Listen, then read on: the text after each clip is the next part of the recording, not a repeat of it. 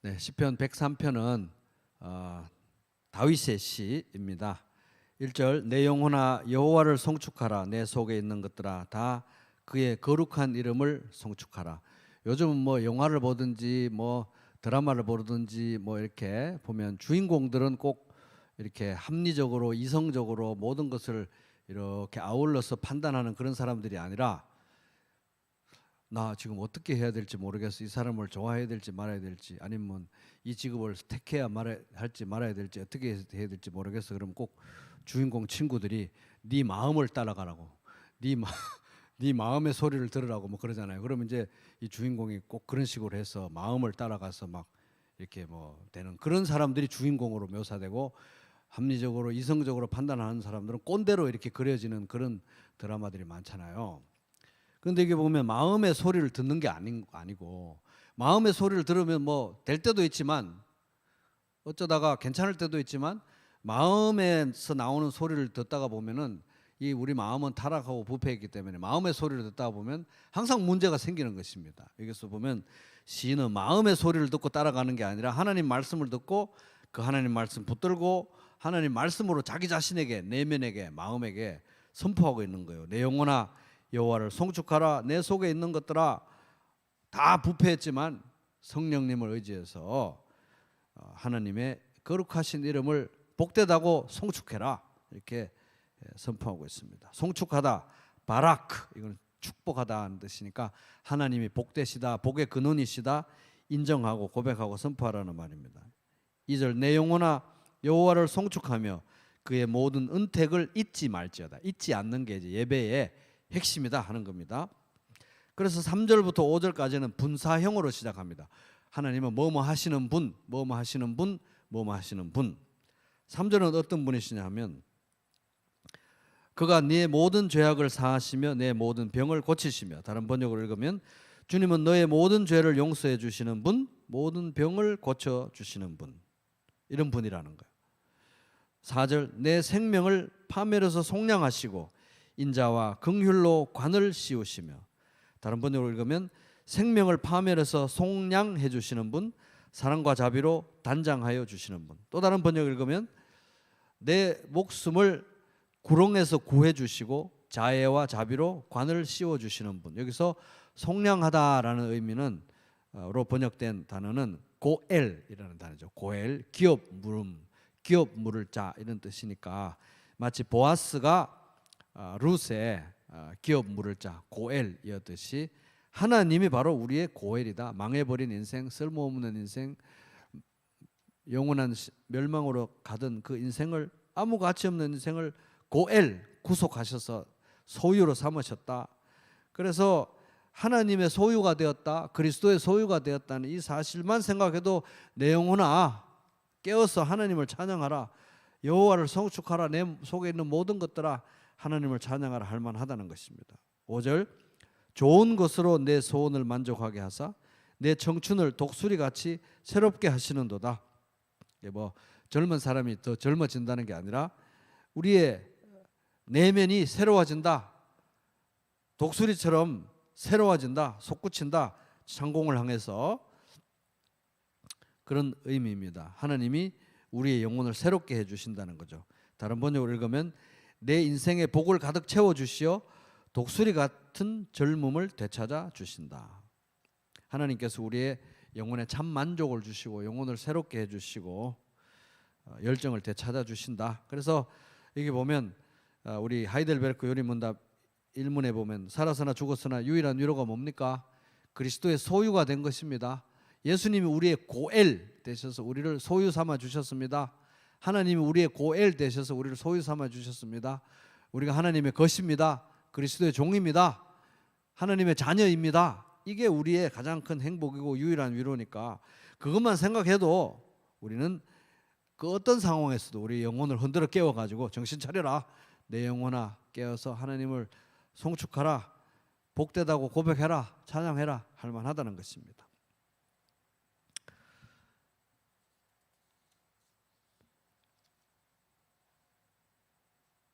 그래서 이제 우리는 이 시편 103편 에서 1절부터 이제 5절까지 쭉 이런 걸 보면 우리 내면과 우리 내면에 대해서 어떤 관계, 내면에 대해서 어떤 말을 해야 될지, 내면과의 관계 설정을 어떻게 해야 될지 이제 우리 알 수 있습니다. 그래서 나 마음 가는 대로 해야지.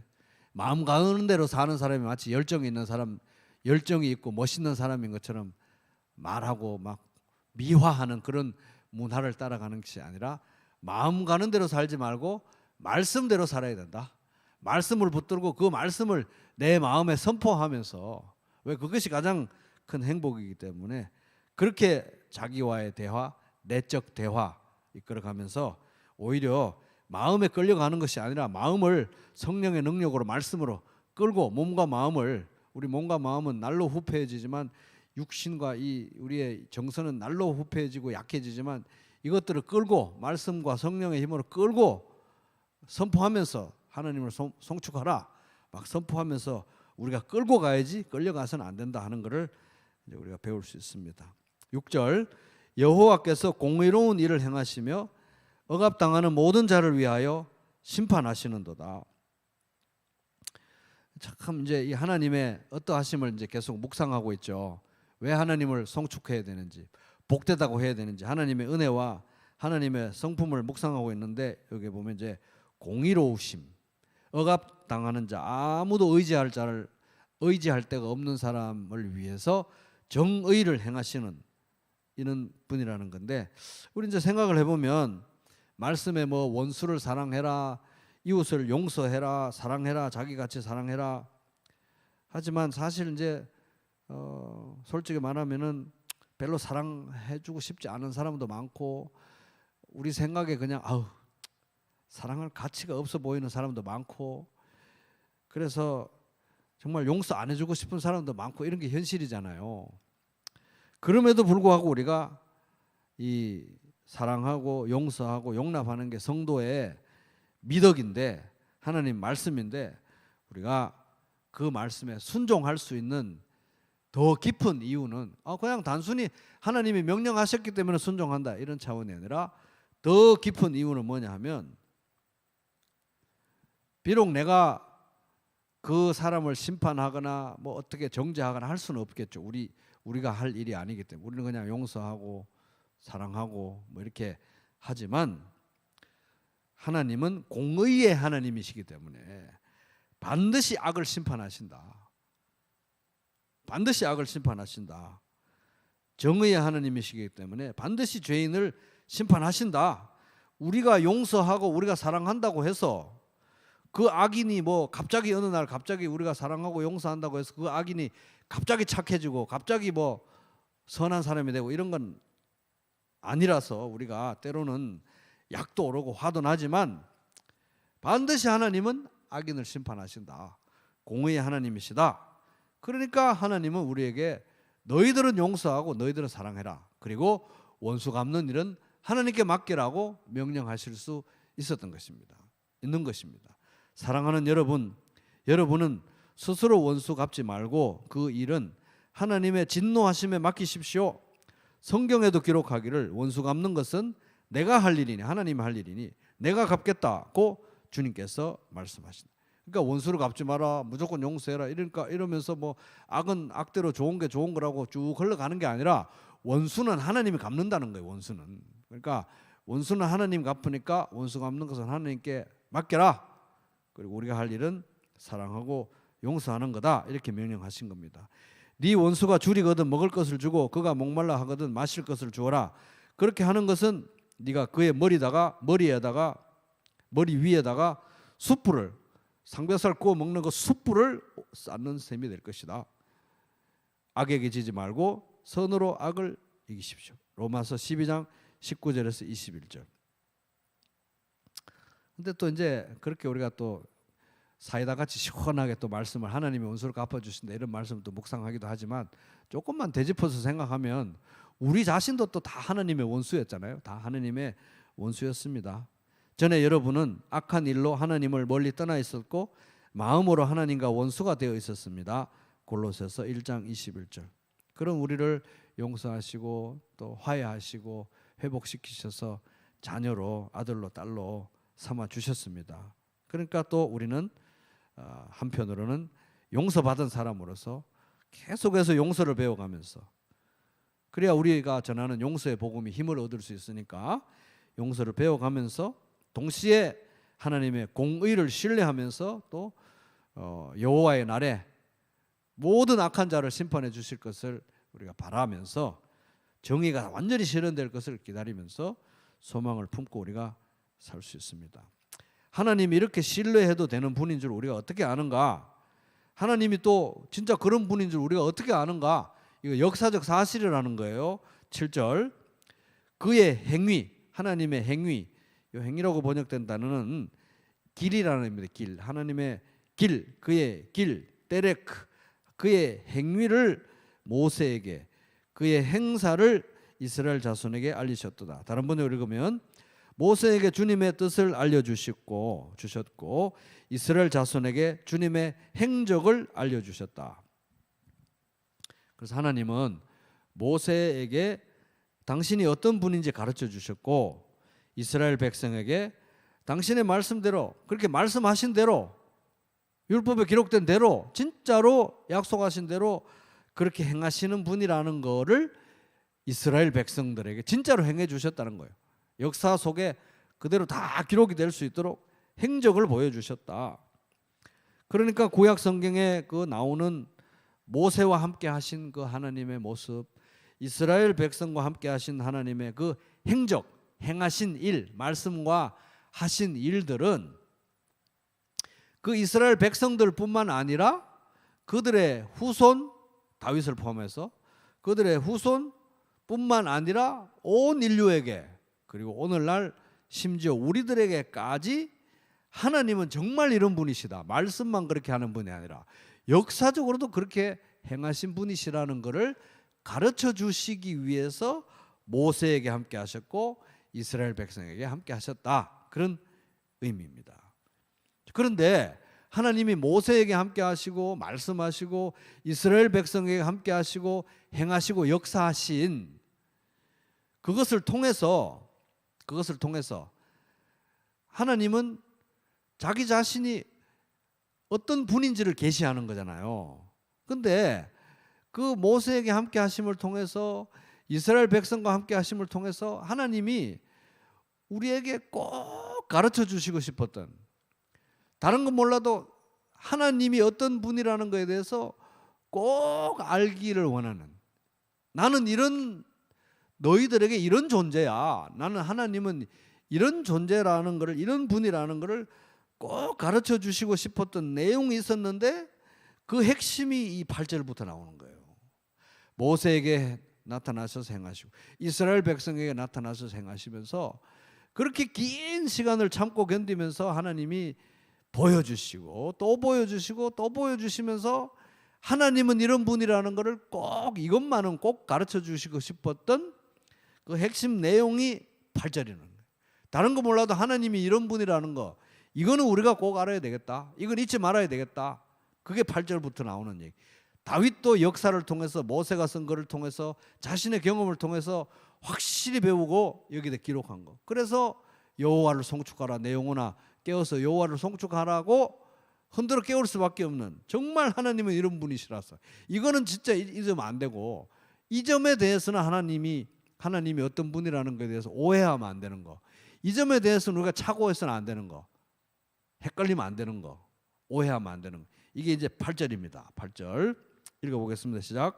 여호와는 긍휼이 많으시고 은혜로우시며 노하기를 더디하시고 인자하심이 풍부하시다.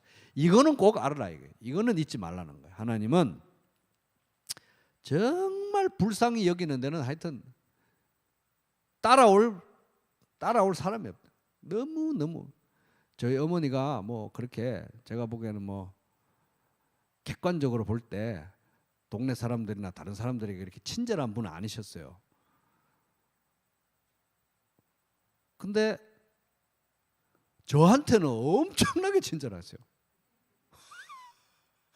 그렇게 막 불쌍히 여기고 막 긍휼이 넘치는 분이 아닌데 저에 대해서는 그냥 긍휼이 뚝뚝뚝뚝 흘러요. 맨날 아유 우리 호석이 어째노.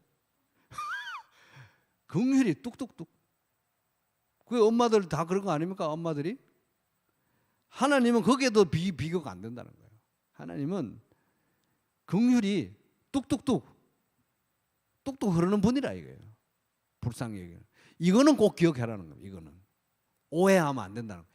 이거에 대해서는 오해하지 말라는 겁니다. 아멘. 이거에 대해서는 오해하면 안 된다. 하나님 우리를 정말 불쌍히 여기시고, 둘째 은혜로우시고, 너무 은혜로우시고. 야, 우리 보면 사람이 어떻게 저렇게 은혜로울 수 있나 하는 그런 사람들을 하고 비교가 안 되는 정말 은혜로우신 분. 노하기를 더디하시고, 노하기를. 이쯤 되면 화를 낼 만도 한데 절대 화를 길게 참으시는 분이시라는 거예요. 그리고 인자하심, 헤세드, 도리를 지키는 사랑, 약속을 지키는 사랑, 한결같은 사랑이 풍부한 사랑이 너무 넘치는. 그래서 남들이 다 배신을 해도, 계약 당사자가 다 배신을 해도 끝까지 그 약속을 지키고 사랑을 견지하시는 헤세드의 하나님이신데, 이것만은 꼭 알아야 되는데, 기억해야 돼요. 그걸 가르쳐 주려고 하나님이 모세에게 말씀하셨고, 그걸 가르쳐 주려고 율법을 주셨고, 그걸 가르쳐 주려고 이스라엘 백성을 구원하셔가지고 40년 동안 광야에서 그렇게 가르치신 게, 그 핵심이, 가르친 내용의 핵심이 바로 하나님은 긍휼이 많으시고 은혜로우시고 노하기를 더디하시고 헤세드, 인자하심이 풍부하신 하나님이다. 이걸 가르쳐 주려고. 그리고 우리를 구원하셔가지고 이렇게 나날이 동행하시면서 매일 우리와 함께 하시는 그 이유 중에 가장 중요한 이유 중에 하나는 바로 하나님이 이런 분이라는 걸 가르쳐 주기 위해서 하는 것인데, 역사하시는 것인데, 함께 하시고 말씀하시는 것인데, 이 점에 대해서는 오해하지 말라는 거예요. 이 점에 대해서 제발 다른 걸 몰라도 이 점에 대해서는 우리가 오해하면, 뭐 출애굽기에 뭐 구조가 어떻게 되고 출애굽기는 몇 장까지 이런 건 몰라도 돼요. 찾아보면 되니까. 근데 하나님이 긍휼이 많으시고 은혜로우시고 노하기를 더디하시고 인자하심이 풍부한 거에 대해서는 오해하면 안 된다. 진짜 이거는 우리 기억해야 된다 하는 것입니다.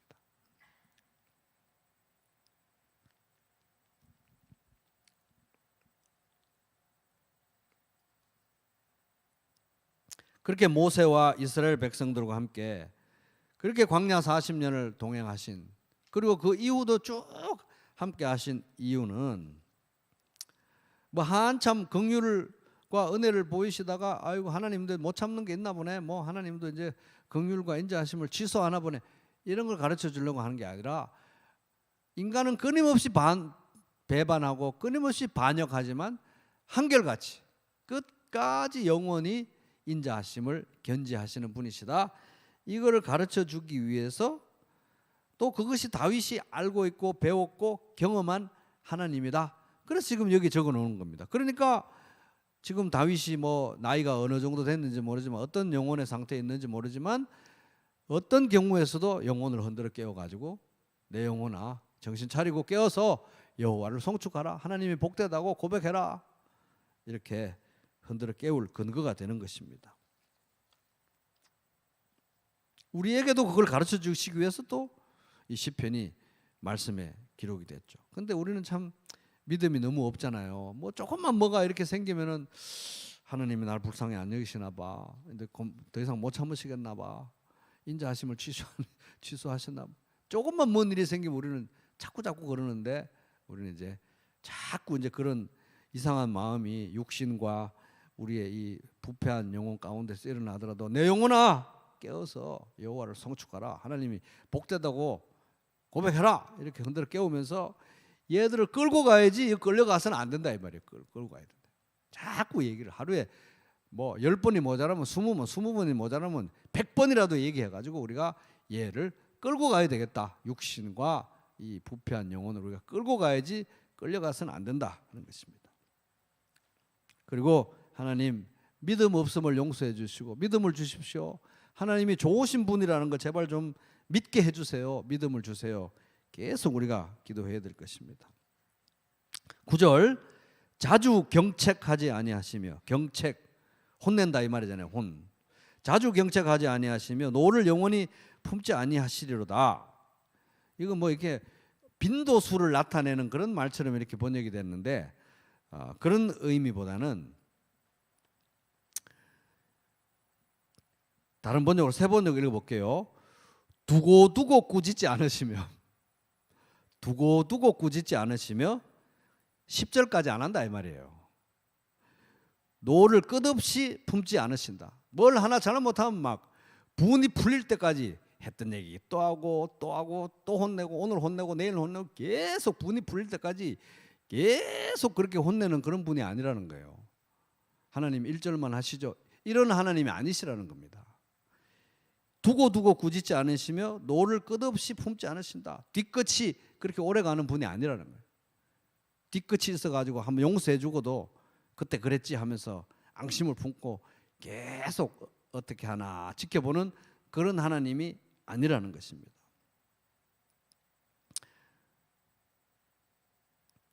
근데 우리는 얼마나 자주 하나님이 이런 분이라고 생각하잖아요. 하나님이 분명히 우리의 과거와 현재와 미래의 모든 죄를 다 용서를 해 주셨는데 또 어떤 일이 생기면 내가 이거 내 죄 때문에 하나님이 나에게 원한을 갚으시는 건가? 아니면 나를 이제 그만 좋아하시는 건가? 그만 미워하시는 건가? 이렇게 끊임없이 오해를 하게 되죠. 하나님이 이제 내가 마음에 안 드나 보다. 끊임없이 우리가 오해를 하게 되는데 제발 그건 아니라는 거예요. 제발 그런 분은 아니다. 긍휼이 많으시고 은혜로우시고 노하기를 더디하시고 인자하심이 풍부하시다. 그리고 두고두고 꾸짖지 않으시고 노를 끝까지 뒤끝 있게 그렇게 품으시는 분이 아니시다 하는 것입니다.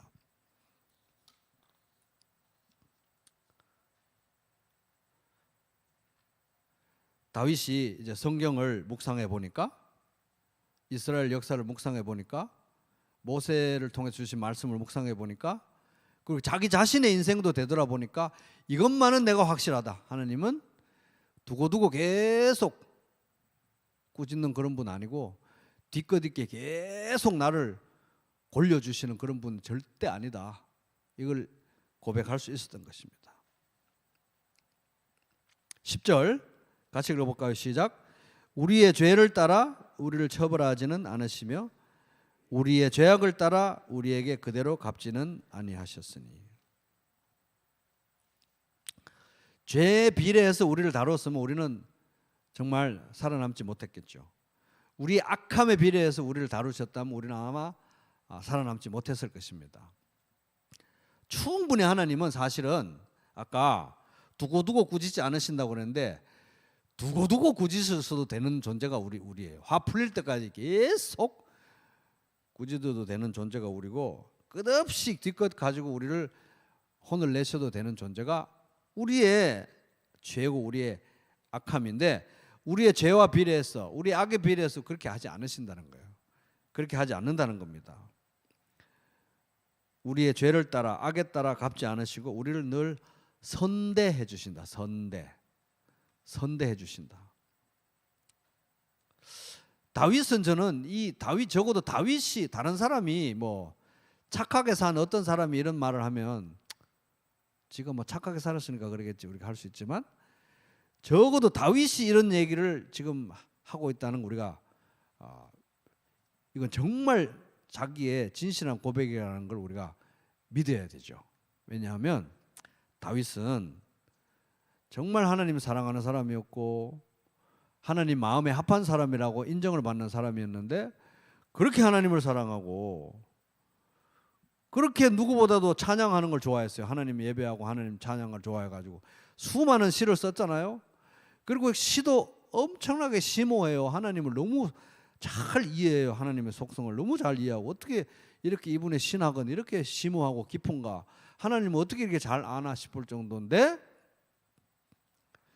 이런 사람이, 그러니까 이 다윗의 신앙은 진짜였잖아요. 거짓말이에요. 진짜 신앙이었잖아요. 근데 그 진짜 신앙을 가진 이 사람이 진짜 이런 죄를 저지른 거예요. 밧세바를 범하고 그의 남편이 그 외국 출신인데도 불구하고 목숨을 걸고 충성하는, 이름도 빛도 없이 그렇게 충성하는 충신 중에 충신 우리아를 갖다가 그렇게 야비하게 살인 교사를 해가지고 죽도록 지시를 내린 일도 행한 거예요. 그의 그 절실한 신앙, 심오한 신앙도 진짜고, 그의 이 사악한 악도 진짜인 거예요. 이게 인간의 복잡성인 것 같습니다. 두 개 다 진짜인 거예요, 두 개 다. 근데 다윗은 늘 아차 싶겠죠. 다윗은 맨날 이런 얘기를 묵상했겠죠. 하나님은 긍휼이 풍성하시고 오래 참으시고 인자가 풍성하시고 사랑이 많으시고 계속 두고두고 꾸짖고 10절 20절 화가 풀릴 때까지 꾸짖고 그런 분이 아니시고 뒤끝이 있는 분이 아니시고, 이걸 맨날 묵상했을 것 같아요. 제가 보기에는. 왜 그랬겠어요? 자기도 제정신이니까 그 악이, 자기가 저질렀던 그 추악한 악이 제가 보기에는 제일 항상 기억이 났을 것 같아요. 무슨 기억 상실증이 걸린 게 아니니까. 그리고 또 사람들도 아이고 겉으로는 뭐 아이고 폐하, 예 폐하 이러지만 속으로는 전에 그 바세바하고 그 해놓고 말이야, 이런 속으로 항상 그 기억이 있었을 거 아니에요, 이스라엘 백성들은. 그러니까 이 얼굴을 들고 다니려면 끊임없이 이거를 묵상을 해요. 하나님은 긍휼과 인자가 많으시고 용서하시는 분이시고 진짜 헤세드 거두지 않는 분이시고 10절 20절 두고두고 꾸짖지 않는 분이시고 뒤끝이 없는 분이시, 주여 믿게 해주소서 끊임없이 했을 건데, 지금 이겁니다. 이 사람이 지금 이런 얘기를 하는 건 진짜 진심인 것 같아요. 진짜 이게 너무 중요했고, 자기가 하루하루 맨정신으로 버티고 사는데 너무 중요했을 것 같아요. 하나님이 이런 분이라는 거. 하나님의 용서는 진짜 완전하고 하나님의 용서는 진짜 영원하다. 하나님이 정말 그리스도의 보혈로 용서하신 건 진짜 용서다. 취소될 수 없는 용서다. 이게 이렇게 중요했을 것 같습니다. 그러니까 이거 여기다 적은 거죠. 하나님 은혜를 묵상하는 겁니다. 초반에 1절에 나왔던 내 영혼아 깨어라 정신 차려라, 하나님이 복되다고 노래해라. 네 기분이 다운되고 네가 우울해지고 네가 자꾸 자괴감이 들고 자꾸 수치심이 들고 자꾸 낙심되고 하지만 정신 차려 이러면서 여호와를 찬양하라 막 끌고 가면서 몸부림치는, 이걸 할 수 있는 이런 근거는 바로 하나님이 이런 분이라는 거예요.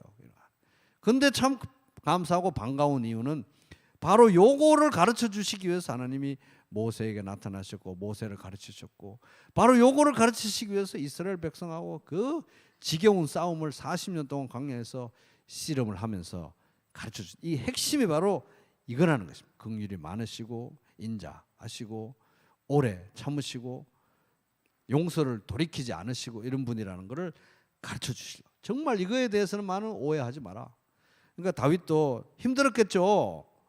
이거에 대해서 맨날 오해하고 싶었겠죠. 아우 이제 하나님이 내가 봐도 내가 징하다 징해 그런 사악한 일을, 그러면서 그랬겠지만 끊임없이 이거는 말씀을 기억하고 주님께 돌아가고 하나님 나를 사랑하시는구나 붙들었던 말씀일 것입니다. 그러니까 우리 이 말씀 신뢰할 수 있고 또 우리에게도 굉장히 중요한 거죠.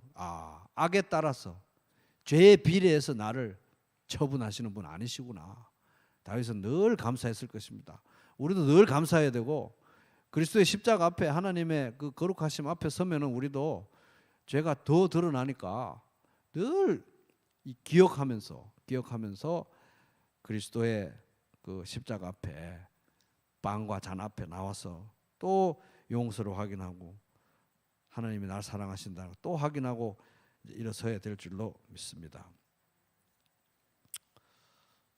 영원히 창피를 당해도 뭐 마땅한 우리를 이렇게 죄에 따라 악에 따라 갚지 않으시고 오래 참으시고 용서하시고, 그걸 또 그리스도 안에서 우리를 그냥 뭐 용서하신 그 중립적인 진공 상태가 아니라 사랑스럽다고 기뻐하시기까지 하시는 이제 그런 하나님을 지금 다윗이 정말 진심으로 노래하고 있는 거예요. 진심으로.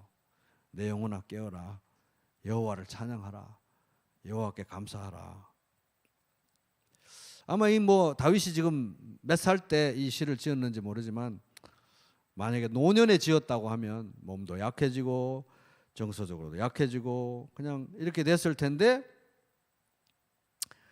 다윗이 이 인생에서 했던 가장 중요한 일은 영혼을 흔들어 깨워가지고 하나님이 좋으신 분, 하나님은 긍휼이 많으신 분, 인자가 많으신 분, 용서하시는 분, 긍휼을 취소하지 않으시는 분, 뒤끝이 없는 분, 한번 용서하시면 진짜 영원히 용서하시는 분, 이거를 계속 붙들었던 것 같아요. 그게 우리의 하루 일과 중에 제일 중요한 이제 일과인 것입니다. 하나님 앞에 나아가는 거, 그리스도 안에서 하나님 앞에 나아가는 거. 내 영혼아 여호와를 송축하라. 내 속에 있는 것들아 다 그의 거룩한 이름을 송축하라. 그렇게 나날이 외치시기 바랍니다.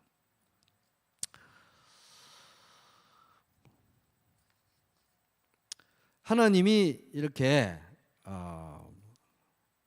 타락하고 나 자신도 그냥 나를 보면 막 이제 그냥 치가 떨리고 이제 그만하고 싶다. 정말 너는 구제불능이구나 할 만한 이 죄와 부패가 우리 안에 있는 것이 나이가 들어갈수록 이게 우리가 알 수밖에 없고, 더 깊이 뭐 어린 애들 때는 철이 없어서 모르지만 이게 나이가 들어갈수록 더 깊이 알게 되는 거 아닙니까? 성숙이라는 게 뭐 죄도 없이 깨끗해지는 게 성숙이 아니라, 성숙하면 할수록 우리의 죄를 더 깊이 보는 게 성숙인데, 이렇게 그럼에도 불구하고 이 타락한 우리를 하나님이 사랑하시고 긍휼이 많으시고 오래 참으시고 사랑이 넘치시고, 특별히 죄를 따라 악에 따라 그 비례해서 우리에게 안갚음하시고 벌을 주지 않으시는 분이라고 우리가 믿는 근거가 뭔가, 이유가 뭔가, 또 중요한 이유를 11절에서 얘기합니다. 11절 이는으로 시작하죠. 이는 이게 이제 왜냐하면 이런 거잖아요. 왜냐하면 이는 11절 읽어보겠습니다. 시작. 이는 하늘이 땅에서 높음같이 그를 경외하는 자에게 그의 인자하심이 크심이로다. 왜 그러냐? 하늘이 땅에서 높음같이. 여러분 눈에 보이는 저 하늘이 땅에서 이제 굉장히 높잖아요. 하늘이 땅에서 얼마나 높은지 아시는 분? 무한하게 높은 거잖아요. 그죠? 가도 끝이 없이 높은 게 하늘이잖아요. 그러니까 하늘의 높이를 잴 수 있으면 하나님이 이 하나님의 자녀들, 하나님을 경외하는 하나님의 자녀들에게 가지고 계신 인자하심, 헤세드, 사랑이 얼마나 큰지 잴 수 있을 것이다. 쉽게 말하면 못 잰다. 그러니까 다윗은 이걸 노래한 것 같아요. 생각해 보니까 하나님은 나를 사랑해도 보통 사랑하시는 게 아닌 것 같다. 애들이 막 엄마가 얼마나 좋아 뭐 하늘만큼 땅만큼 그러는데, 진짜 그런 마음으로 하나님이 나를 사랑해도 보통 사랑하시는 게 아닌가 보다. 내가 하나님을 뭐 사랑합니다 이 정도가 아니라, 하나님이 나를 사랑하시는데 보통 사랑하는 게 아니라 하늘의 높이, 잴 수 없는 하늘의 높이만큼 나를 사랑하시는구나. 진짜로 나를 그렇게 어마무시하게 사랑하시는구나.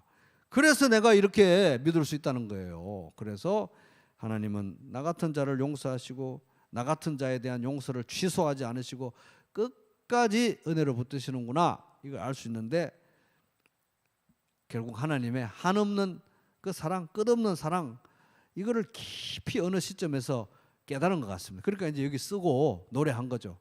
이러니 얘들아 정신 차리고 나의 이 후패해지고 약해지는 육신과 정서와 감정과 이런 것들을 따라와 여호와를 찬양하라. 내면의 소리를 듣는 게 아니라 내면을 끌고 가면서 여호와를 찬양하라고 할 수 있던 게, 하나님이 이렇게 사랑하시니까 그렇다는 것입니다. 근데 여기 보면 이제 그를 경외하는 자, 우리 성도들을 하나님을 경외하는 자라고 하잖아요. 경외, 공경하고 두려워하는 걸 경외 그러잖아요. 경외. 이 경외는 공포심에서 나오는 두려움, 벌벌벌 떠는 공포심에서 나오는 두려움이 아니라, 하나님에 대한 경외는 하나님에 대한 지식, 하나님을 알기 때문에, 또 하나님에 대한 사랑, 하나님을 사랑하기 때문에, 그리고 하나님에 대한 믿음, 하나님을 믿기 때문에 우러나오게 되는 거룩한 두려움이에요. 거룩한 두려움.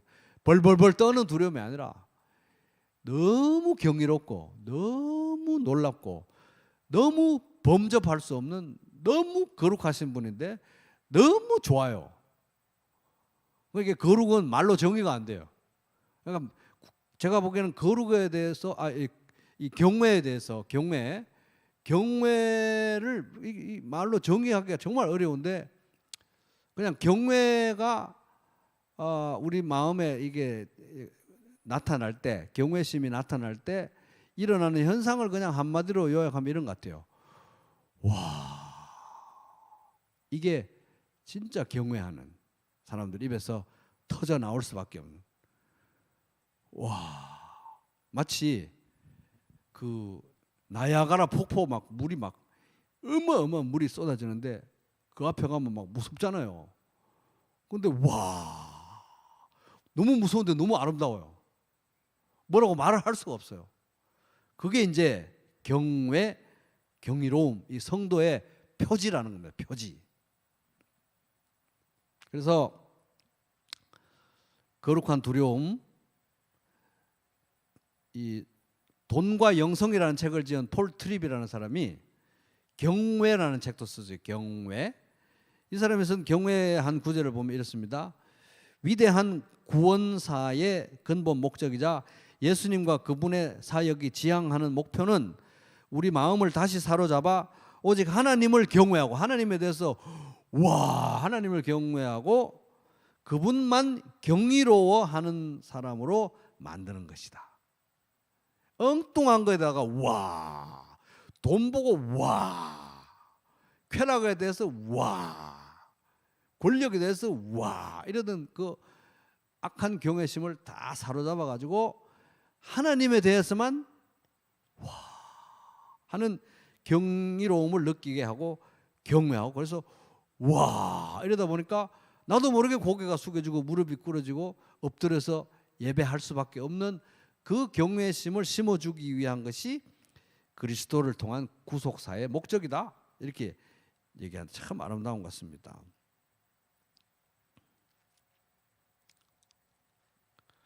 근데 이렇게 우리가 경외하는 하나님이 우리를 향한 사랑이 이 하늘의 높이처럼 잴 수 없는 청량할 수 없는 그 사랑으로 우리를 사랑하신다니까 이게 이제 더 이게 감당이 안 되는 거예요. 이렇게 경외할 분인데 이렇게 경외할 만한 분인데 해야 되는 분이고 막 엎드려가지고 어쩔 줄 모르고 절을 해야 되고 막 예배를 해야 되는 분인데 이분이 하늘의 높이만큼 잴 수 없는 하늘의 높이 이상으로 우리를 사랑하신다고 하니까 이거는 따따블로 이게 막 어떻게 해야 될 줄 모르는 그런 상황인 거죠.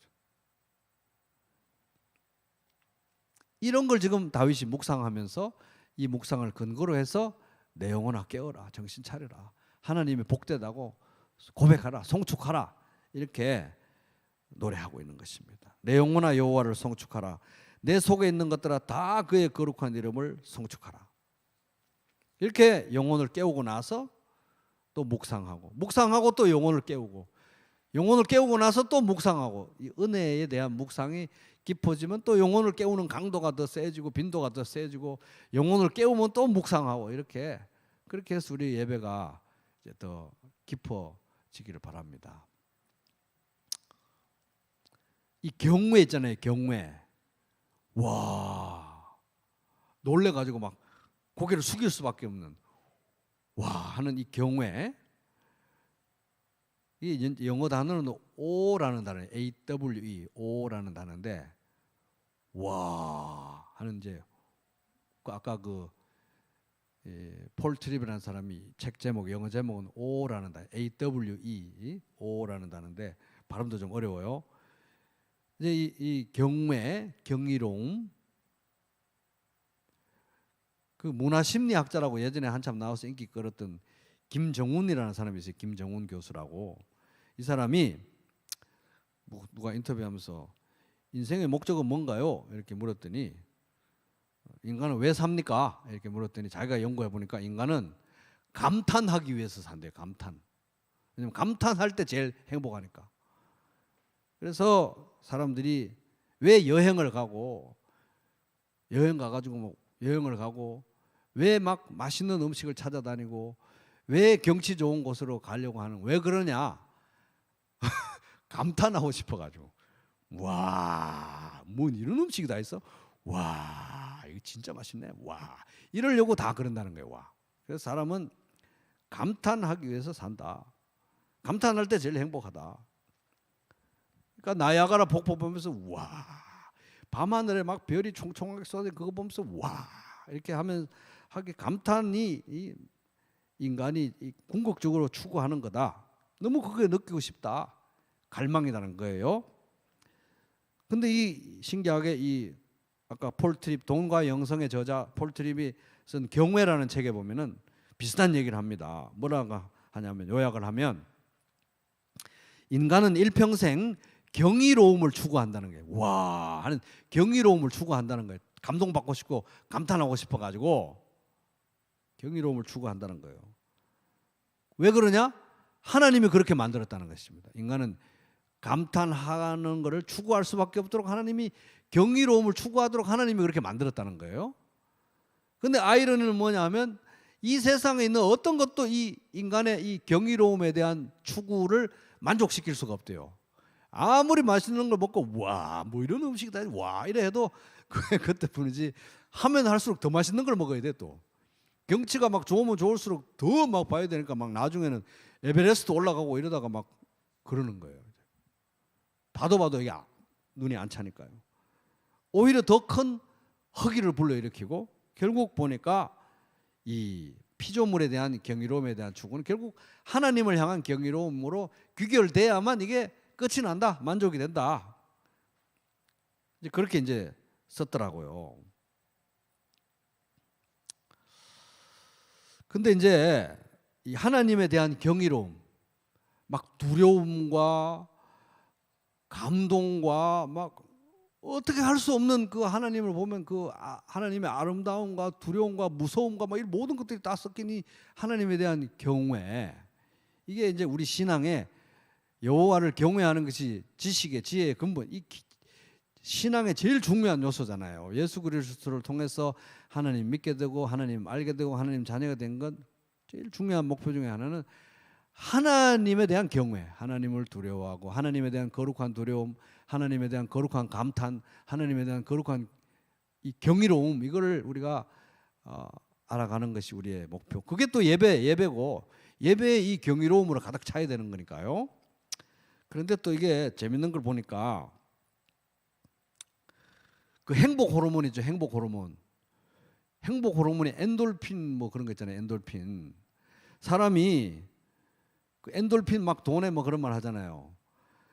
그 행복을 느낄 때 하하하 웃을 때 이 엔돌핀이라는 호르몬이 나온대요. 호르몬. 그래가지고 이 엔돌핀이 나오면은 이게 이제 항암 효과도 있고 암도 막아주고 통증도 감경시켜주기 때문에, 그래서 많이 웃어라. 그래가지고 또 어떤 사람 뭐 웃는 학원도 막 가고 그러잖아요. 그래서 막 이제 웃어야 엔돌핀이 나오고 엔돌핀이 나와야 몸에 건강이 좋다. 건강에 좀 많이 웃으라 그러는데 이 엔돌핀보다 4,000배 효과를 가진 호르몬이 있대요. 4,000배. 그게 이름도 신기한데 다이돌핀, 따라 볼게요. 다이돌핀. 엔돌핀 말고 다이돌핀이라는 게 있대요. 다이돌핀. 이 다이돌핀은 어떨 때 나오느냐 하면 뭔가 깨달을 때, 이럴 때 나오는 호르몬이래요. 뭔가 각 깨달을 때, 바보가 도 터질 때, 이럴 때 나오는 그거고, 또 어떨 때 나오냐면 감동할 때, 와, 이럴 때 다이돌핀이 나오는데, 이 다이돌핀의 항암 효과와 또 진통 효과가 이 과학자들 하는 얘기, 엔돌핀의 4,000배래요. 4,000배.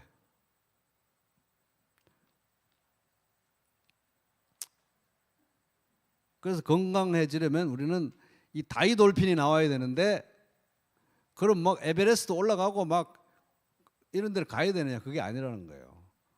하나님에 대한 경외를 배우면 우리 다이돌핀 막 나올 겁니다. 말씀 보다가, 말씀 묵상하다가, 와, 하나님이 나를 이렇게 사랑하셨군요. 이 뜻이었어요, 하나님? 와, 여러분 이거 매일 느끼시기 바랍니다. 천천히 기도하면서 주여 다이돌핀을 이렇게 기도하지 말고 주여 이 말씀 볼 때 깊은 깨달음과 감동을 주십시오. 제 눈을 열어 주의 법에 기이한 것을 보게 하여 주십시오. 이런 절박한 마음으로 간절한 마음으로 기도하면서 말씀 볼 때 이게 이런 의미였구나. 뻔하게 맨날 읽던 말씀이었는데 와, 이게 이럴 때 우리가 다이돌핀을 위해서 성경 읽는 건 아니지만 어쨌든 그때 그게 나온다는 거예요.